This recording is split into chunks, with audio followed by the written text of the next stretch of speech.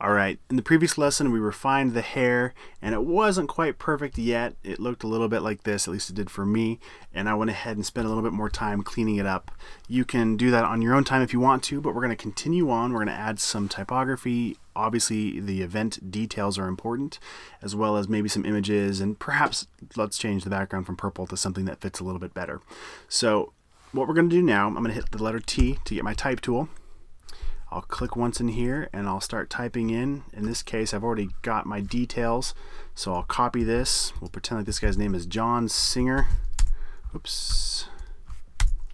So I'll click in here, Command V to paste, Enter to commit my layer. And the reason why is when this is still selected after I've pasted it, if I try and hit the letter V tool, V to get my other tool or any other tools, obviously those are all characters, so none of my shortcuts work when I'm inside of the text here. So I'm going to hit Command V, I'll hit Enter on my 10 keypad, or I can click on this little check mark up here to now commit that text.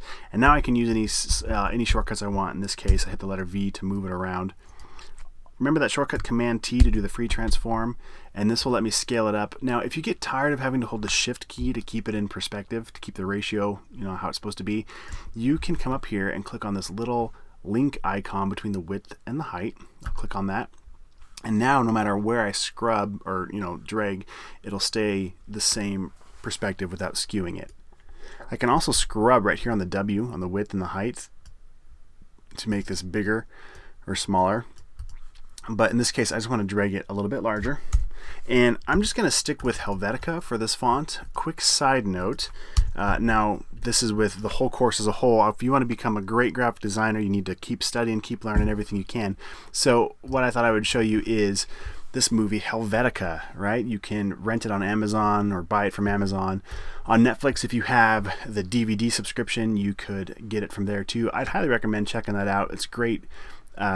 Great little documentary about the font Helvetica, where it came from, and some designers love it, some designers hate it, but it's worth knowing whatever you decide to choose in your design, why you chose it, not just throw it out there. So what we're going to do now, I hit T to get my type tool again, and I'm just going to click right between that space, click and drag. I'll hit return to put this on 2 lines, and now what I'm going to do is hit Command A to highlight all of it, and now Command Option, and then the up or down arrow keys changes what we call the leading.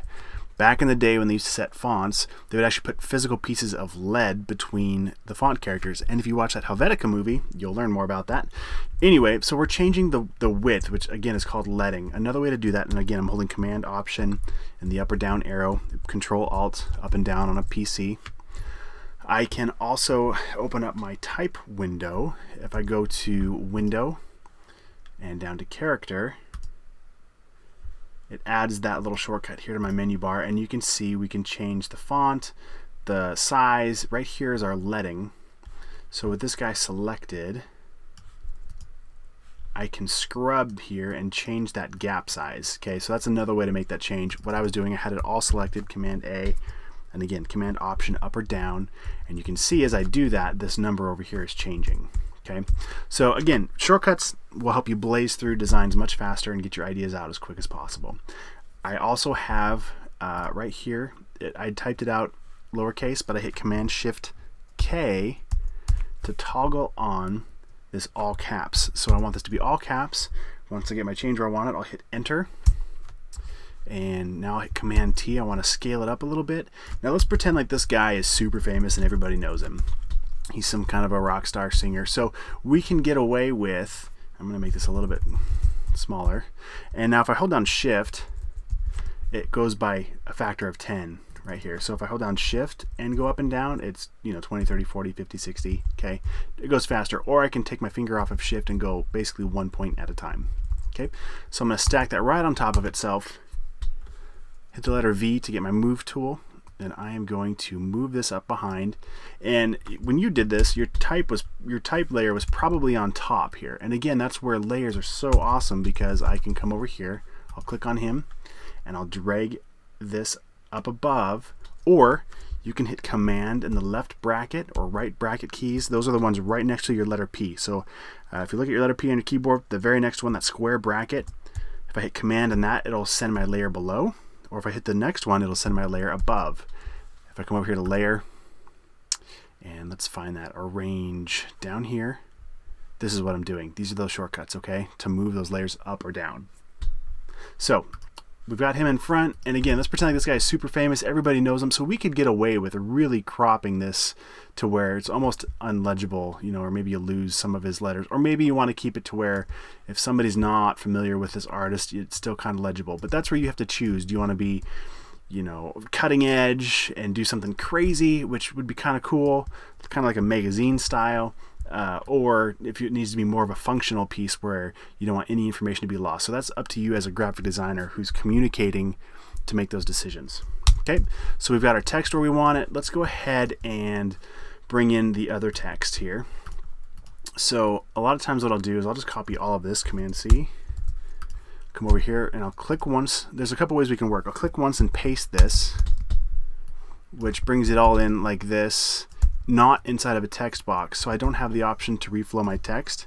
Or with my text tool, I can click and drag, and it makes a box that then my text fits within. So the reason why that would be important is, let's say this is bigger, and I'm using Command Shift and the period key, or Command Shift comma, to make it bigger or smaller. Okay, and inside of a text box, as I click and drag, it will reflow my text to fit in that box. This is great for paragraphs and things like that. So again, it is either click once and paste with my type tool, or click and drag to make that box. Okay, and these are all little things we'll learn more as we go, but just so you know what I'm doing, delete that. Okay, so here we've got the details. Now here's where you would not want the details to hide behind his shoulder, otherwise people won't show up on time. So we need to find a creative way to enclose this information and bring it in front. So first and foremost, I'll hit Command Shift and the right bracket key, so it's not the one right next to the letter P, but the one after that, to bring this layer all the way to the front. Again, that was under Layer, Arrange, Bring to Front. That's what I did. Okay, so we've got it all the way in the front, and we've got our type in here, and we're going to use the same font, Helvetica. And let's go ahead and pause right here, and in the next lesson what we'll do is we'll work with shapes and textures to start really bringing this thing to life.